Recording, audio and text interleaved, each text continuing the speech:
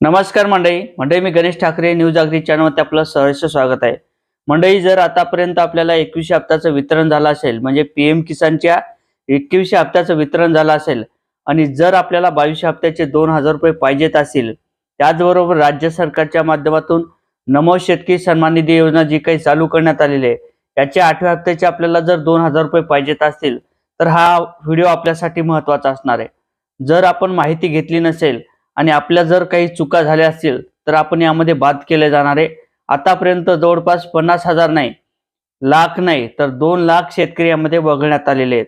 आता हे वगळण्यात आलेले शेतकरी कोणते आहेत, यांनी कोणतं काम केलं नव्हतं आणि आपल्याला कोणतं काम करायचंय, आणि एकंदरीत जे काही नमो शेतकरी सन्मान निधीचा 8वा हप्ता असेल त्याचं वितरण हे कधीपर्यंत केलं जाणार आहे, याची देखील माहिती आपण या व्हिडिओच्या माध्यमातून घेण्याचा प्रयत्न करणार आहोत। तर मंडळी, मी गणेश ठाकरे न्यूज अग्री चॅनलवर आपलं सहर्ष स्वागत आहे।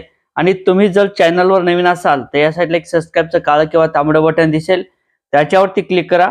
जर तुम्हाला हा व्हिडिओ आवडला तर नक्की शेअर करायला विसरू नका। आणि व्हिडिओ जरी मोठा झाला तर हा व्हिडिओ थोडाफार मोठा होऊ शकतो, परंतु हा व्हिडिओ शेवटपर्यंत बघायला सुद्धा विसरू नका। कारण तर अनेक शेतकऱ्यांना आतापर्यंत पीएम किसानच्या 21 हप्त्याचं वितरण झालेले आहे, यामध्ये अनेक शेतकरी याच्यात वगळण्यात आलेले वगळण्यात आलेले जे काही शेतकरी असतील ते इन्कम टॅक्स धारक शेतकरी होते। आणि त्याचबरोबर एका घरात जर 2 व्यक्तीला पैसे मिळत होते, म्हणजे पतीला सुद्धा पैसे मिळत होते, पत्नीला सुद्धा पैसे मिळत होते, असे सुद्धा शेतकरी याच्यात वगळण्यात आलेले। आता जे काही पीएम किसानचा 22 हप्ता असेल त्याच्या संदर्भात सुद्धा राज्य सरकारच्या माध्यमातून आपल्याला आवाहन करण्यात आलेले, जर आपण फार्मर आयडी काढला नसेल तर आपण फार्मर आयडी काढून घ्या।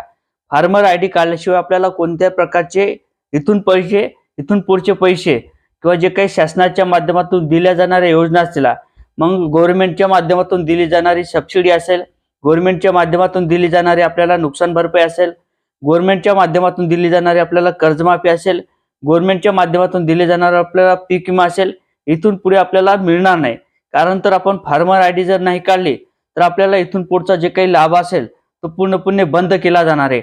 आतापर्यंत 2 लाख शेतकऱ्यांच्या यामध्ये जे काही शेतकरी असतील ते वगळण्यात आलेले, ज्या शेतकऱ्यांच्या माध्यमातून फार्मर आयडिया काढल्या नाहीत अशी सुद्धा शेतकरी यामध्ये वगळण्यात आलेले।